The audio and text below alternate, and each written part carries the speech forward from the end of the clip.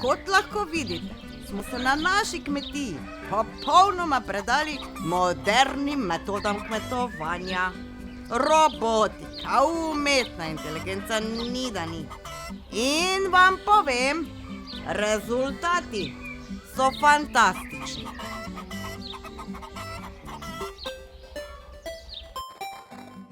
Naj vam tukaj predstavim prvi primer uporabe umetne inteligence pri vzgajanju teh čudovitih sončnic. Kako pa to deluje? Ja, če dobro pogledate, gre za tako napreden sistem tehnologije, da lahko z njim optimalno izkoristimo moč sonca. Sončnice se namreč same obračajo proti soncu. Optimizirali pa smo tudi živinorejo. Tukaj pred vami je poln pašnik samohodečih mesno-kumulativnih robotov, ki se popolnoma brez vsakega nadzora sami premikajo vsakodnevno po točno začrtani poti in ob tem travo spreminjajo v meso. Imenovali smo jih Krav-I in čakamo na patent. Izvrstno, neverjetno. Daleč največji napredek pa je doživelo poljedelstvo.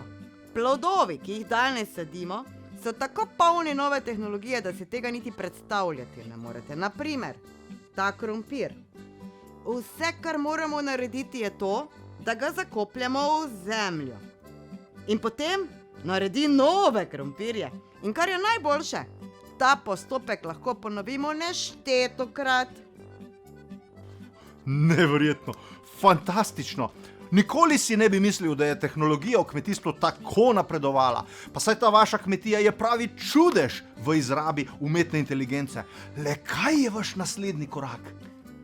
Sedaj se bomo lotili še enega izziva, v katerega bomo vložili vse svoje trude in napore. Uporabili bomo umetno inteligenco, nove tehnologije, robotiko, vse, kar je na voljo. Poskušali bomo spraviti mojega moža s kavča, na katerem spi cele dneve, da dejansko naredi kaj okoli bajte.